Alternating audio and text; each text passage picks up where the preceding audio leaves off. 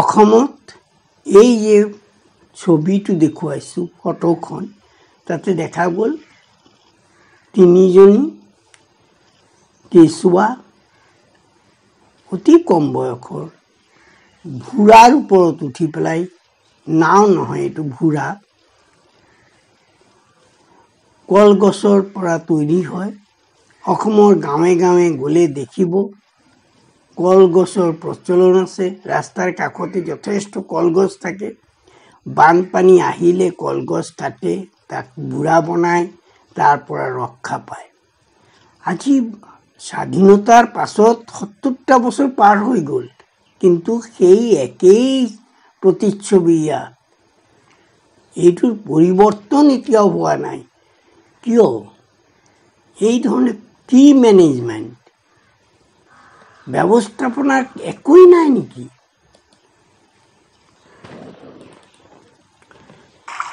ইয়াত দেখুৱাইছো যে ইয়াত এটা মাথৰি ছিঙিছে যাক ইংলিছত বিচিং বুলি কয় এইটো প্ৰত্যেকটো ঠাইত অসমত দেখা যায় বানপানী মানে মাথৰি ছিঙি যোৱা তাৰমানে মাথৰি দিবলৈ অৰ্থটো কি মাথৰিৰ পৰা গাঁওখন ৰক্ষা কৰা হয় মানুহৰ সম্পদ ৰক্ষাৰ কাৰণে কৰা হয় কিন্তু এইটো চলি আহিছে আপোনালোকে চাওক মই তেতিয়া ডেকা ল'ৰা আছিলোঁ আজিৰ পৰা ৩০ বছৰ আগত মই যিটো ঘটনা দেখি আহিছোঁ ইয়াত লাওখোৱা এৰিয়া দেখুৱাইছোঁ তেনেকৈ বিভিন্ন ঠাইত উজনি নামনি চবতে মাথৰিবিলাক ছিঙি যায় আজি এইবাৰ যথেষ্ট মাথৰি ছিঙিছে ৭০টা বছৰ আমি কি কৰিলোঁ মই যেতিয়া ৰিচাৰ্চ কৰি আছিলোঁ তেতিয়াও দেখিছোঁ যে মাথৰিৰ অৱস্থা যথেষ্ট বেয়া এনেকৈও আছে ঠায়ে ঠায়ে অকল বালিৰে মাথৰি বনাইছে এনেকৈও আছে মাথৰিৰ তলত গছৰ শিপা চিপা ৰাখি পেলাই মাটিৰে ঢাকি দিছে গতিকে তেওঁলোকে কোনোদিনেই গাঁৱৰ মানুহৰ কথা চিন্তা কৰা নাই যি কি নহওক আমাৰ যদি দুখ থাকে এই দুখটো মই কি কৰিম যে আমি এতিয়াও নিজক নিজে লোক সম্বৰণ কৰাটো শিকা নাই গতিকে মই জনগণক কৈছোঁ আপোনালোকে নিজে হাতে লাগি যাওক অঞ্চল হিচাপে মই কিছুমান মডেল দিছিলোঁ কিতাপটো পঢ়ক সেই কিতাপ পঢ়ি পেলাই নদীৰ পাৰে পাৰে নদীৰ কাষত তাক কেনেকৈ প্ৰটেকশ্যন দিব পাৰি সেইটো আপোনালোকে পঢ়ি ল'ব আৰু তাত যথেষ্ট আমি এই আন্দোলন কৰি সময় নষ্ট কৰাতকৈ সেইখিনি কাম কৰোঁচোন তেনেহ'লে আমাৰ অসমখন অন্তৰ ৰক্ষা পাব আপোনালোকে ভাবিব পৰা নাই প্ৰতিটা বছৰ কিমান ক্ৰ'ৰ্ছ অফ টকা আমি নষ্ট কৰি আছোঁ সম্পদ নষ্ট কৰি আছোঁ আমি অকল মই ৰিচাৰ্চ কৰিছোঁ তেতিয়া ফ্লাড ডেমেজ দেখুৱাইছোঁ ক্ৰপ ডেমেজ দেখুৱাইছোঁ কেটেল ডেমেজ দেখুৱাইছোঁ গৰু ম'হ মৰিছে এইটো দেখুৱাইছোঁ লাইফ লছ দেখুৱাইছোঁ কিন্তু আৰু কি কৰিলোঁ একোতো কৰা নাই এইখিনিতো মানুহে ফ'ল' কৰা নাই মই কিতাপখন লিখিছোঁ কিতাপখন ক'ৰবাত পঢ়ি আছে ইভেন মোক ৰাইটাৰ মোক যে পাব্লিশ্বাৰ তেওঁ কৈছে যে ছাৰ কিতাপখনতো নচলে বেছি আমেৰিকাত চলি আছে কেইখনমান কিন্তু ইয়াততো নচলে কিন্তু দেখা গ'ল কি এইবিলাক মানুহে কোনোদিনেই গ্ৰহণ কৰিব পৰা নাই পঢ়িবই যোৱা নাই ভাবিছে বাহিৰৰ পৰা কোনোবা আহি পেলাই চমক দেখুৱাই পেলাই আমাৰ এই অঞ্চলটো ডেভেলপ কৰি দিব আৰু আমি শুনি আছোঁ এতিয়া দেখি আছোঁ ডাঙৰ ডাঙৰ ডেম বনাই আছে এইবাৰ চাইনাত যিটো ডেমৰ কথা কোৱা হৈছে 3 গজ ডেম আজি 11 চনতে মই এইটো কথা কৈ আহিছোঁ যে ভয়ংকৰ অৱস্থা অসমক ৰক্ষা কৰাটো ভয় আছে যদি পানী ইফালে বাগৰিব আৰম্ভ কৰে তেনেদৰে ৰক্ষা নাই। সেইটোৱে নহয়, আমাৰ নিজৰ দেশত অৰুণাচল অঞ্চলত আমি বিগ ডেম বনাবলৈ আৰম্ভ কৰিছোঁ। অলপো ভাবা নাই যে এই ডেম বনালে আমাৰ ক্ষতি হ'ব পাৰে। ডেমটো আমাৰ কাৰণে নহয়, আমাৰ ইয়াত চিস্মিক জোন, ইয়াত যথেষ্ট কোমল মাটি আৰু বৰষুণ খুব বেছি, গতিকে ইয়াত নকৰিব। মই হাতযোৰ কৰি আপোনালোকক কৈছোঁ, এইটো ইয়াত এটা ডেমৰ ঘটনা দেখুৱাইছোঁ, সেইটো আপোনালোকে বুজি লওক যে এই ডেম বনালে আমাৰ কি হ'ব পাৰে।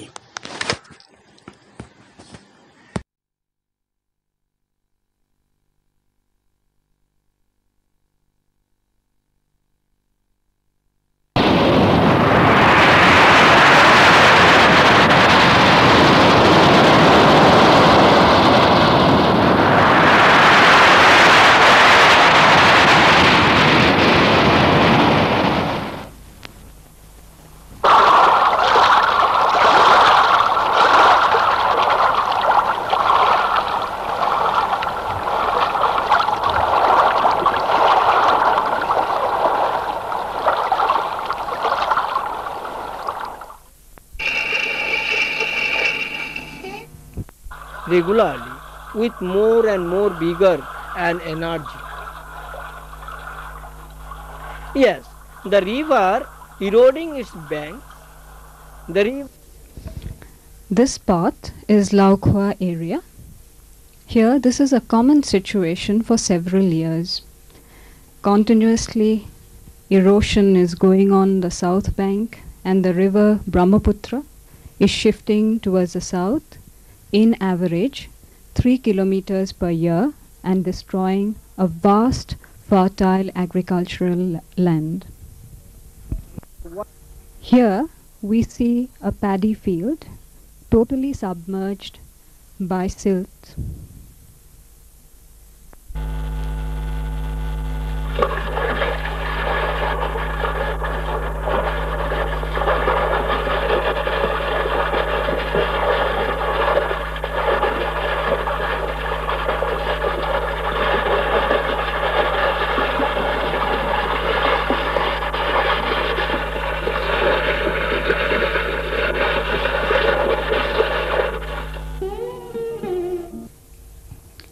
This is also the eastern part of Lao Khua on the south bank of Brahmaputra.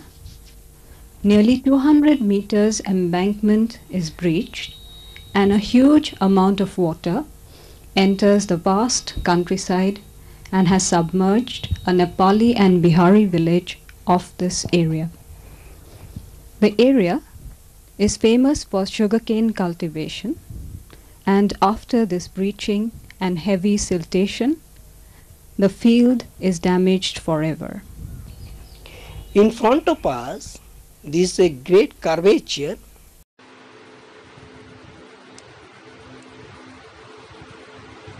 এইখিনি দেখুৱা হ'ল যে মিডল পাৰ্ট মানে মাজত নদীখন গৈছে, নদীৰ কাষতে দুই ছাইডত পানী থকা ঠাইত ইয়াত বেট লগোৱা হৈছে আৰু তাৰ পিছত বাঁহৰ খেতি কৰা হ'ল। তাৰ পাছত ৰাস্তা একেবাৰে ওপৰত ৰাস্তা বা এমেমেণ্ট বা বান্ধটো দেখুওৱা হৈছে আৰু বান্ধৰ এইটোৰ পাছত আকৌ বাঁহ। তাৰ পিছত আমি দিছোঁ ৰিড দেখুওৱা হৈছে আৰু আমাৰ ইয়াত এই ৰিডৰ পাছত আমাৰ খেতি পথাৰ দেখুওৱা হৈছে যে এই যে আমি বান্ধবিলাক দিওঁ, বান্ধ প্ৰটেকশ্যনৰ কাৰণে এইটো যথেষ্ট উপযোগী আৰু আমি এইটো কৰিব লাগে। তাক মই যদি ভাৰ্টিকেলি দেখুৱাওঁ থিয়কে, তেনেদৰে নদী, তাৰপিছত বেট, তাৰপাছত বাঁহ, তাৰপাছত ৰাস্তা বা এমেমেণ্টৰ বান্ধৰ উপৰি অংশ, তাৰপাছত আকৌ বাঁহ, তাৰপাছত আকৌ অসমৰ বানপানী নতুন কথা নহয়। ই অতীজৰ পৰা চলি আহিছে, যুগ যুগ ধৰি ইয়াত বানপানী হৈছিল। কিন্তু এই বানপানীৰ সঠিক বৰ্ণনা নাইবা ইয়াৰ কাৰণ আমাৰ 1826 আগত এই সম্পৰ্কে কোনো ধৰণৰ বিতংকে আলোচনা হোৱা নাই। ইয়াৰ সম্পৰ্কে মানুহে খুব বেছি চিন্তিত আছিল বুলি নাভাবোঁ। কিন্তু যদি আমি পুৰণা কিতাপ চাবলৈ যাওঁ, যদি শংকৰদেৱ, কালিকা পুৰাণ, আদি জামাল এইবিলাক পঢ়ো, তেনেহ'লে গম পোৱা যায় অসমত বানপানী বহু আগৰ পৰা হৈছিল আৰু সেই বানপানী সম্পৰ্কে আমাৰ অতীজত যথেষ্ট কথা কোৱাও হৈছে, যিবিলাক সাধু কথাৰ দৰে আমি শুনি আহিছোঁ। যেতিয়া মই 1986ত বানপানীৰ ওপৰত কাম কৰিবলৈ ইচ্ছা কৰিলোঁ, তেতিয়া দেখা পালোঁ 86 আৰু 88ত অসমৰ বানপানী দেখি পেলাই মই বুজিব পাৰিলোঁ যে এই বানপানী এটা জটিল সমস্যা। পৃথিৱীৰ বিভিন্ন দেশতে বানপানী হয়। ই এটা দুৰ্যোগ, বিভিন্ন ধৰণৰ দুৰ্যোগ। আমি যদি জাপানৰ কথা কওঁ, আমি মেক্সিকোৰ কথা কওঁ, ইয়াতকৈ বহুত বেছিকৈ দুৰ্যোগ হৈ আছে। কিন্তু আমি যি ধৰণে তিনিটা দুৰ্যোগ, ভূমিকম্প, বানপানী আৰু ভূস্খলন, এই তিনিটা আমি যদি চাবলৈ যাওঁ তেনেহ'লে কাৰণ প্ৰায় একেই। মই 86 যেতিয়া এই বানপানীৰ ওপৰত গৱেষণা আৰম্ভ কৰিলোঁ, 2 বছৰৰ ভিতৰত বহু ধৰণৰ মই ৰিচাৰ্চ পেপাৰ, গৱেষণা পত্ৰ বিভিন্ন দেশৰ পঢ়িলোঁ। আমাৰ দেশৰো বহু পত্ৰ পত্ৰিকা পঢ়িলোঁ। কিন্তু মই দেখা পালোঁ যে আমাৰ ইয়াত যি ধৰণে বৈজ্ঞানিক ধৰণে কাম কৰিব লাগিছিল, তেনেকৈ কাম কোনোদিন হোৱাই নাই বা হ'বলৈ কাৰণে মানুহে চিন্তাও কৰা নাই। মাত্ৰ 1826ৰ পাছত, মানে ব্ৰিটিছ অহাৰ পাছত, তেওঁলোকৰ নিজৰ স্বাৰ্থৰ কাৰণে টি গাৰ্ডেন কৰিবৰ কাৰণে তেওঁলোকে কিছু ছাৰ্ভে কৰিলে, আৰু যাৰ পৰা মই কিছু বানপানী সম্পৰ্কে কথা জানিব পাৰিলোঁ। তেওঁলোকৰ মেজিষ্ট্ৰেটবিলাকে বহুত বৰ্ণনা লিখি গ'ল, বিভিন্ন ধৰণৰ DC ৰিপৰ্ট আছিল। সেই ৰিপৰ্টবিলাক পঢ়ি পেলাই মই বহুতখিনি জানিব পাৰিলোঁ।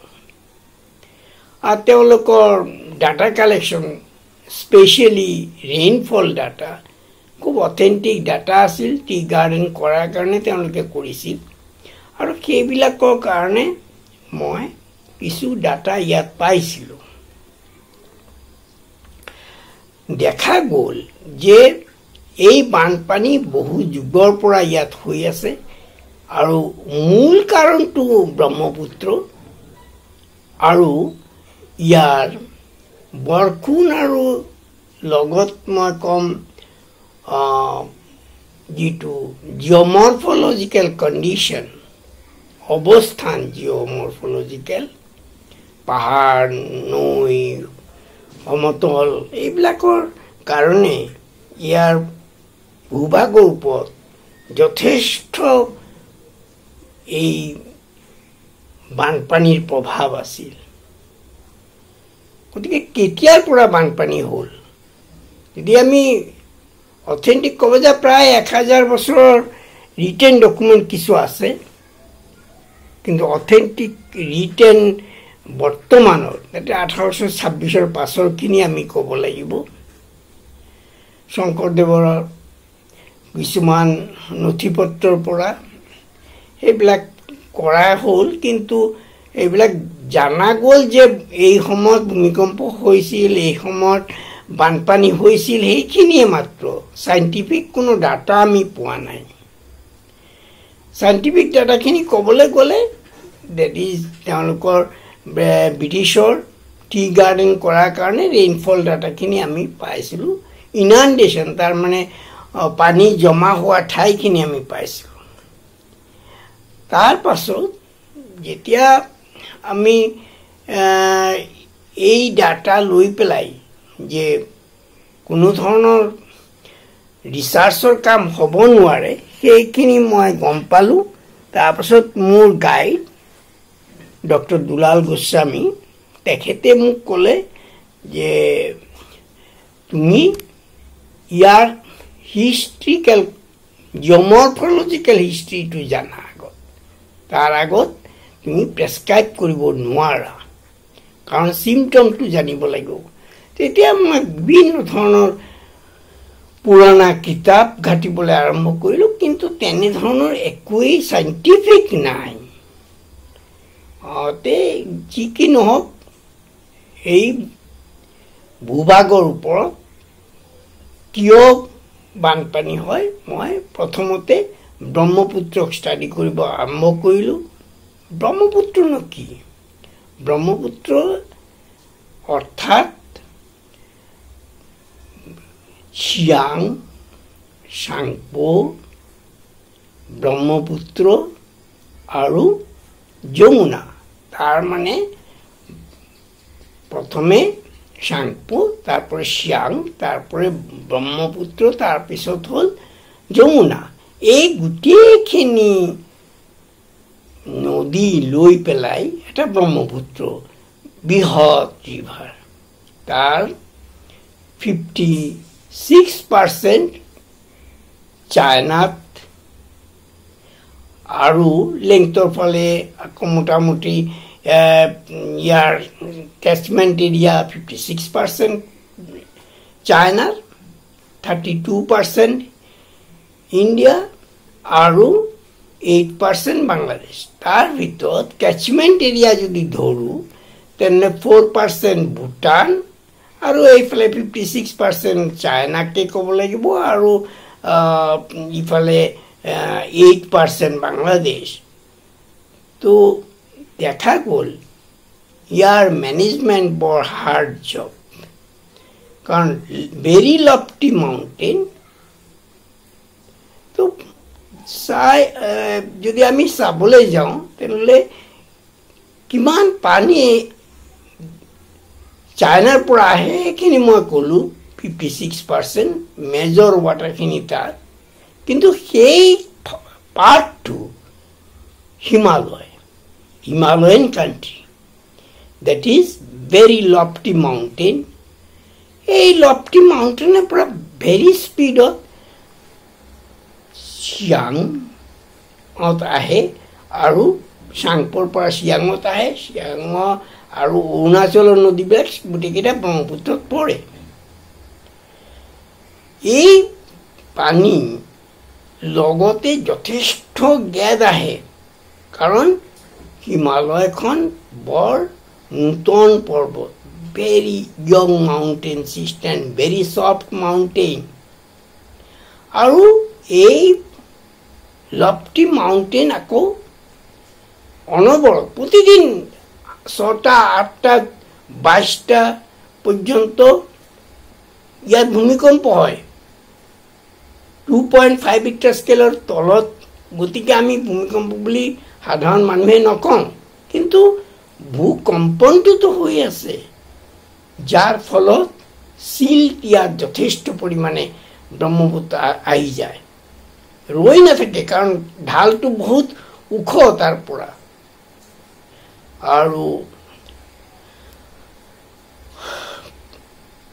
আৰু ইয়াত আমাৰ শদিয়াৰ পৰা ধুবুৰী যিটো ব্ৰহ্মপুত্ৰ ইয়াৰ শ্লোপ অলমোষ্ট 1/14,500 তাৰমানে নিয়াৰ এবাউট জিৰ' গ্ৰেডিয়েণ্ট অথচ ইয়াতে যথেষ্ট পৰিমাণে পানী আহি আছে গোটেই 56% লেণ্ডৰ পৰা এই গোটেই 56% 58% মান কেচমেণ্ট এৰিয়াৰ ৱাটাৰ ইয়াত আহি পৰিছে তাৰ ভূটানৰ পানী তাৰপাছত ছিকিমৰ পানী আৰু গোটেই অৰুণাচল আমাৰ এই অংশ সেই পানীখিনি ব্ৰহ্মপুত্ৰত আহি পৰি আছে চ' এই প্ৰব্লেমটো হ'ল ইণ্টাৰনেশ্যনেল প্ৰব্লেম not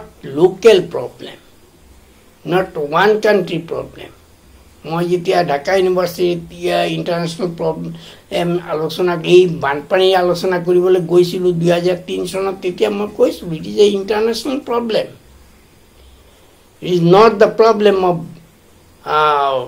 বাংলাদেশ এইটো অসমৰ নহয় ইণ্ডিয়াৰো নহয় গোটেই কেইখন country that is China Bangladesh Bhutan Sikkim India একেলগে বহি এই সম্পৰ্কে এটা ডিচিশ্যন নল'লে আমি এই প্ৰব্লেম সলভ কৰিব নোৱাৰোঁ এটা কথা হ'ল আজিৰ পৰা 5,500 বছৰ আগত তাৰ মানে 3,500 BC আশৱান ডেম কাইৰৰ ওচৰত ইজিপ্তত কৰিছিল বিৰাট এটা ডেম সেই ডেমত তাতেই ওপৰতে পানীখিনি ধৰি ৰাখিছিল গতিকে সেই ধৰি ৰখা পানীখিনি লাহে লাহে নামনি ঠাইবিলাকত এৰি দিছিল তাক কৈছিল ইৰিগেশ্যন ক'ত ইৰিগেশ্যন কৰিছিল তাতে ডেজাৰ্টিক এৰিয়া আৰু মৰুভূমিৰ মাজত আমি আজি ব্ৰহ্মপুত্ৰ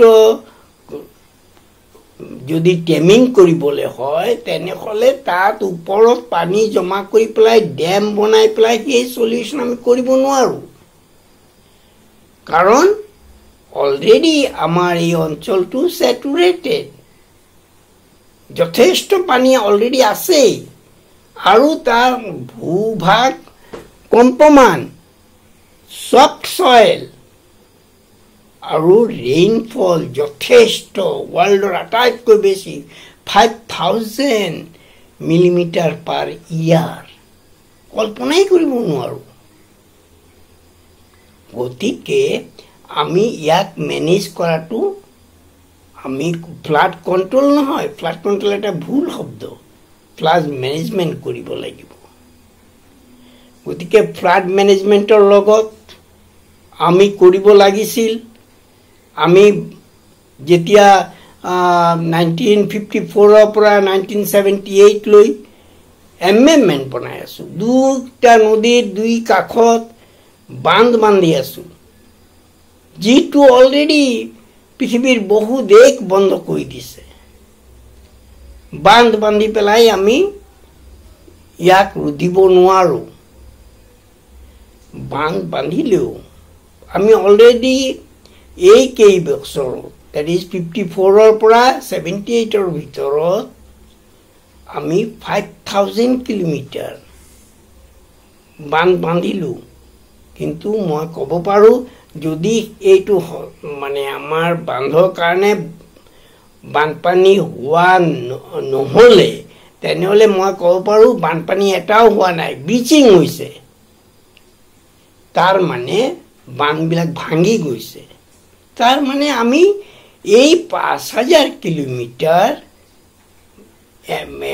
বান্ধৰ মাজত কম বান্ধবিলাক মেনেজমেণ্ট কৰা নাই that is amendment management আমাৰ নাই এৰিয়া ট্ৰিটমেণ্ট বিভিন্ন ধৰণৰ তাৰ উইকনেছ সেইখিনি চাব লাগিছিল কি ধৰণৰ মাটিৰে কৰিব লাগিব সেইখিনি চাব লাগিছিল কিন্তু আমি এইখিনি কৰা নাই আৰু তাক প্ৰটেকশ্যন দিব লাগিছিল খালি বনাই ৰাখি দিলেইতো নহ'ব যাতে খহনীয়া তাতে এমেমেণ্টৰ মাজত খহনীয়া নহয় কাৰণ নদীৰ বুকুটো উঠি আহি আছে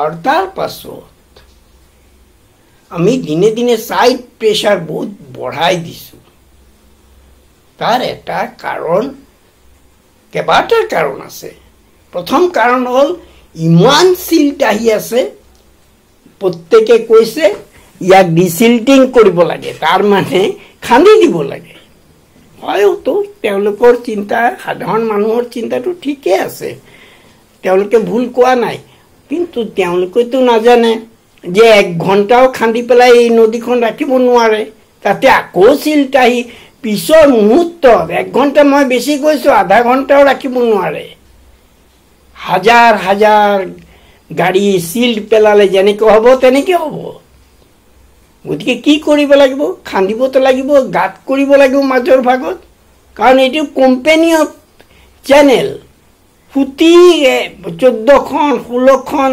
ফুটি লৈহে ব্ৰহ্মপুত্ৰ মাত্ৰ পাণ্ডুত এখন চেনেল এটা ফুটি আৰু এই ফুটিবিলাকক আমি মাজে মাজে কি কৰিছো ফুটিবিলাকৰ মাজত বিগ বিগ ব্ৰিজ বনাইছো চৰাইঘাট ব্ৰিজ আকৌ ইফালে আমাৰ বগীবিল ব্ৰিজ এই যে বিগ বিগ ব্ৰিজবিলাক কৰিছো এইটো আমি পিলাৰৰ সংখ্যা কমাই দিব লাগিছিল এই পিলাৰ বেছি হোৱা খুঁটি বেছি হোৱা কাৰণেও বাধা পাই আছে এনি নদীখন চলিব নোৱাৰে মই কৈছো জিৰো গ্ৰেডিয়েণ্টৰ মাজত নদীখন চলি আছে গতিকে প্ৰথম কথা হ'ল নদীখন সচল কৰিব লাগিছিল লাহে লাহে মিডল চেনেলত লৈ আহিব লাগিছিল আৰু কেইটো কাৰণে ব্যৱস্থাপনা এটাই আছে সদিয়াৰ পৰা একেবাৰে বেয়া বেংগল লৈ সঘনে ভেৰি বিগ কাৰ্গো শিপ এইবিলাক চলাচল কৰিব লাগিছিল তেনেহলে আমাৰ ইকনমিক সাইড আমি উন্নত কৰিব পাৰিলো হয় যথেষ্ট মালপত্ৰ আমাৰ এই ডিজেল পেট্ৰল জ্বলাই পেলাই আনানিয়া কৰিব নালাগিলেহেঁতেন ইমান বস্তু যদি আমি আনানিয়া কৰিব লাগে বিদেশত তেনেহলে এই জাহাজত গলে আমাৰ নদীখনক খান্দিব পাৰিলো হয় ডিসিল্টিং কৰিব পাৰিলো হয় পানী যথেষ্ট গলে হয় সাইড প্ৰেছাৰ কমি গলে হয় আৰু এতিয়া কি হৈছে হাজাৰ হাজাৰ মাইল চৰ এলেকাত মানুহ বহি আছে গতিকে চৰ ষ্টেবিলাইজড হৈ গৈ আছে সাইড প্ৰেছাৰ বাঢ়ি আছে ব্ৰিজ বনাই আছে ব্ৰিজৰ ফুটি বেছি মাজ ভাগত ফুটি কমাই দিব লাগিছিল যাতে বো টাইপ কৰি পেলাই আমাৰ বিগ বিগ জাহাজ চলিব পাৰে তাৰ ব্যৱস্থা ৰাখিব লাগিছিল আপোনালোকে চাব বিদেশত যেনেকৈ কৰিছিল তেওঁলোকৰ কৰাৰ দৰকাৰ নাছিল কিন্তু তেওঁলোকেও যথেষ্ট জাহাজ চলাচলৰ ব্যৱস্থা ৰাখিছে আমাৰতো এতিয়া ব্ৰিজবিলাক বনাই আছো জাহাজ চলিব কেনেকৈ যিকিনো চলাব কাৰণে চেষ্টা কৰিব লাগিব আৰু এটা বস্তু ভুল হৈ আছে আমাৰ নদীখন 9 কিলোমিটাৰ 10 কিলোমিটাৰ 16 কিলোমিটাৰ 5 কিলোমিটাৰ সেই ব্ৰিজবিলাকৰ হাইটটো 9 কিলোমিটাৰ পৰা 4.5 কিলোমিটাৰ আমাৰ চৰাইঘাটে কওঁ যোগীগোপাই কওঁ আৰু বগীবিলে কওঁ আৰু আমাৰ যি কেইটা ব্ৰিজ বনাইছো এই ব্ৰিজ কেইটাৰ যেটো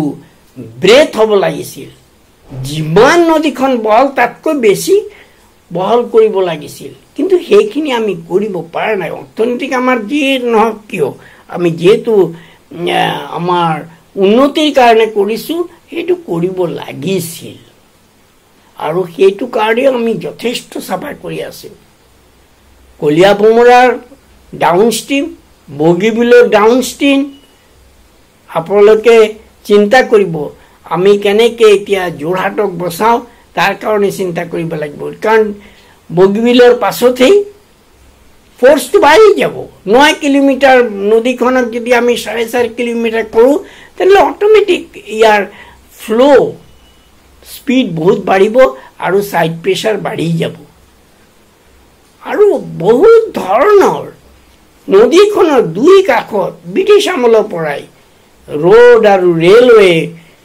বিৰাট এমএমএন বনাই ৰাখিছো যাৰ ফলত পানীখিনি তৎক্ষণাৎ আহি পেলাই ব্ৰহ্মপুত্ৰত আহিব নোৱাৰে আৰু আমাৰ যিটি ধাননি পথাৰ আছিল উৰ্বৰ ধাননি পথাৰ সেইবিলাক এতিয়া সঘনে জলমগ্ন হৈ আছে ৰাস্তা পদূলি কিছুদিন পাছতে নষ্ট হৈ যায় বিল পিটনিবিলাক আমি মাৰি পেলাইছো তাতে জনবসতি হৈ গৈছে তো পানী থাকিব ক'ত সেই ব্যৱস্থাটো আমি কৰা নাই আমাৰ আৰু এটা বস্তু মই যেতিয়া ৰিসাৰ্চ কৰিছিলো এইটোৰ ওপৰত তেতিয়া মই কৈছিলো যে আমি ফ্লাড ফ্ৰিকুৱেন্সি এনালাইসিসৰ আমাৰ কোনো সিস্টেমে নাই কোনো ৰিভাৰৰ আমাৰ ফ্লাড ফ্ৰিকুৱেন্সি যিবিলাক ফৰ্মুলা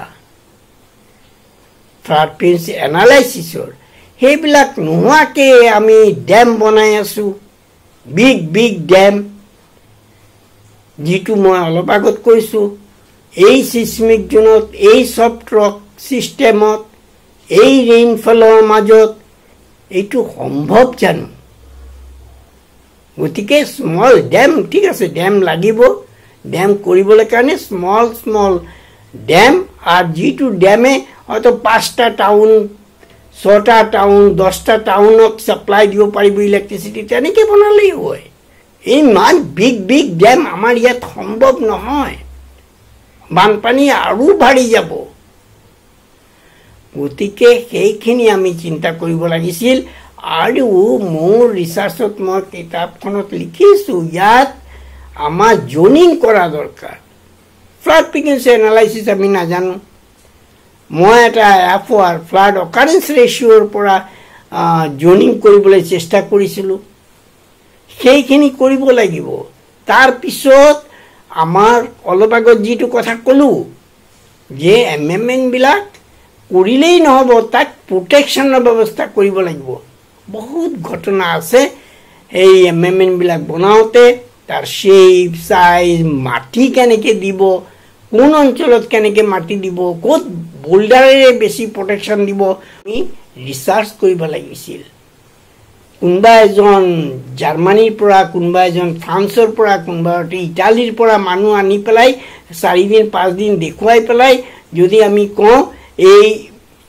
নদীখন এনেকে কৰিব লাগিব এনেকে ট্যামিং কৰিব লাগিব তেনেহলে সেইটো অন্তত মই মানি নলওঁ এইটো তো কেমিষ্ট্ৰি নহয় ৰুমত বহি পেলাই কেমিকেল এনালাইসিস কৰিলো এইটো তো ফিজিক্স নহয় ৰুমত বহি পেলাই মই কামখিনি কৰিব পেলাব পাৰিম বায়োলজিও নহয় জুলজিও নহয় জিঅলজি আৰু জিঅমৰফলজি এই দুটা বস্তু ফিল্ডত কাম কৰি পেলাইহে লোকেল মানুহে যিটো ৰিসাৰ্চ কৰিব সেইটোৱে অথেন্টিক হ'ব বিদেশতো এইটো মানি লয় লোকেল যিবিলাক ডাটা সেইটোৰ ওপৰত নিৰ্ভৰ কৰি পেলাইহে কৰিব লাগিছিল আৰু আমাৰ 70টা বছৰ আমি পাৰ কৰি দিলো ফ্লাড ম্যানেজমেন্ট কৰিলো ফ্লাড কন্ট্ৰোল এতিয়া বাদ দিলো ফ্লাড ম্যানেজমেন্ট ঠিক আছে কিমান ম্যানেজমেন্ট কৰিছো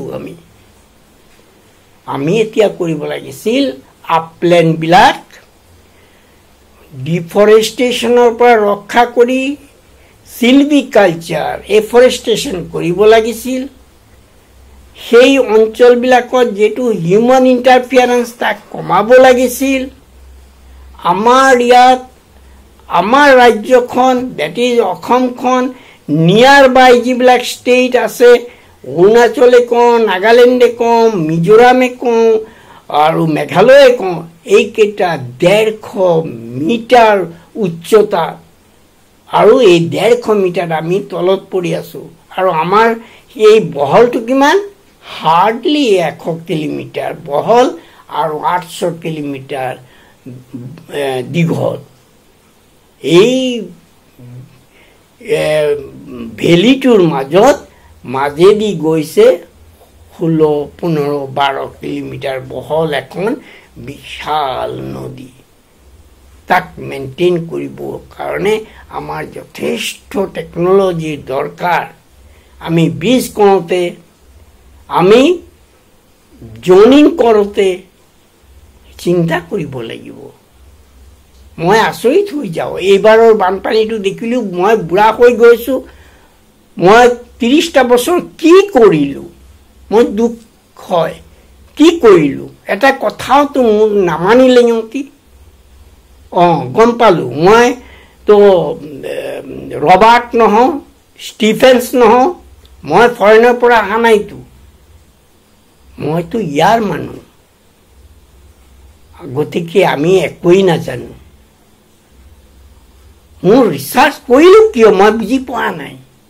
তেনেকৈ মোৰ দৰে বিভিন্ন ৰিচাৰ্চ হয়তো পেলনীয়া কাগজৰ দৰে পেলাই দিয়া হৈছে। এইটো ঠিক নহয়। চাওক, আমাৰ এই ঠাইত মই আগতে কৈছোঁ ইণ্টাৰনেশ্যনেল প্ৰব্লেম এইটো। গতিকে আমি ইণ্টাৰনেশ্যনেলি ছল্ভ কৰিব লাগিব। আমি এই নদীখনক ডিষ্টাৰ্ব কৰিব নোৱাৰোঁ, কাৰণ অঞ্চলটোৱে ডিষ্টাৰ্ব এৰিয়া।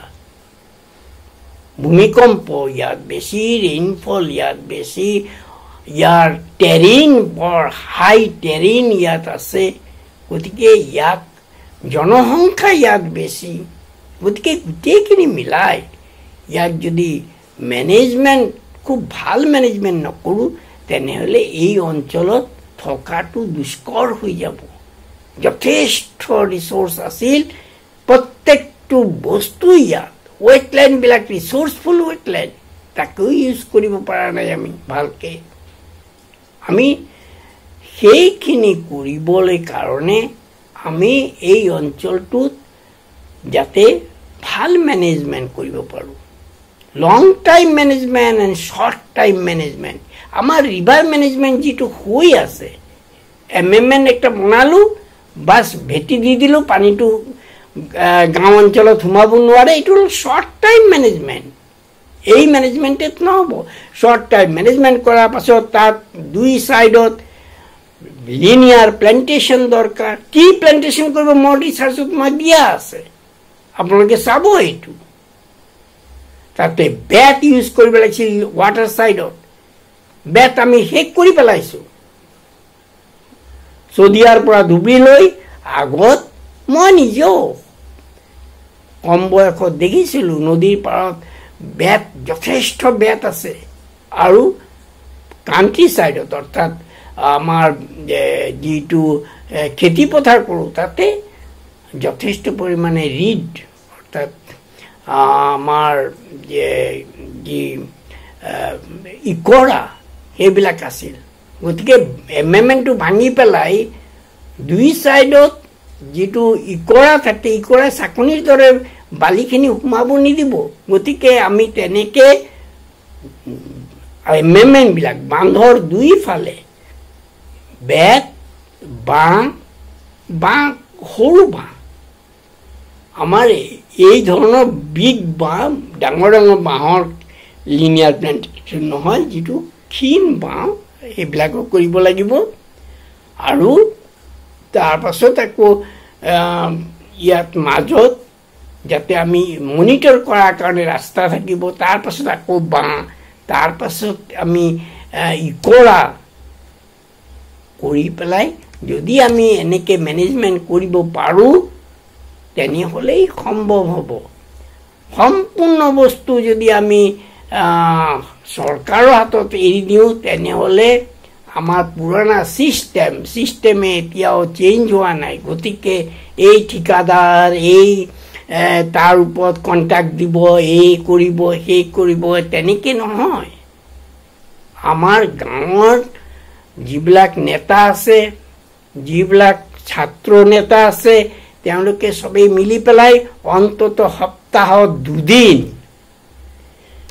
মই অলৰেডি কৈছোঁ, শনি আৰু দেওবাৰ আমি পৃথিৱীটোক যেনেকৈ শান্তি দিব লাগে, লকডাউন হওক আৰু এই দুদিন বন্ধ থাকিব, সেই দুদিন আমি বানপানীৰ পৰা যাতে নিস্তাৰ পাব পাৰোঁ, তেনেহ'লে আমি প্ৰত্যেকে লাগি যাওঁ নিজে নিজে যে আমাৰ গাঁওখন আমি ৰক্ষা কৰিম, নদীৰ পৰা কেনেকৈ ফৰেষ্টেশ্যন কৰিম।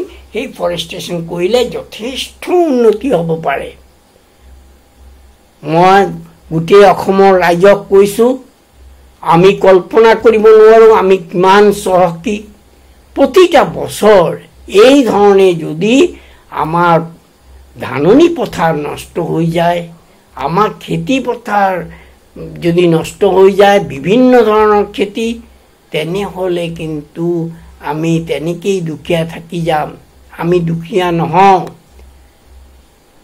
ব্ৰহ্মপুত্ৰৰ কথা আমাৰ ভূপেন হাজৰিকাদেৱ, ভূপেন দাই বহুতবাৰ কৈ গৈছে, কিন্তু এই আমাৰ ব্ৰহ্মপুত্ৰ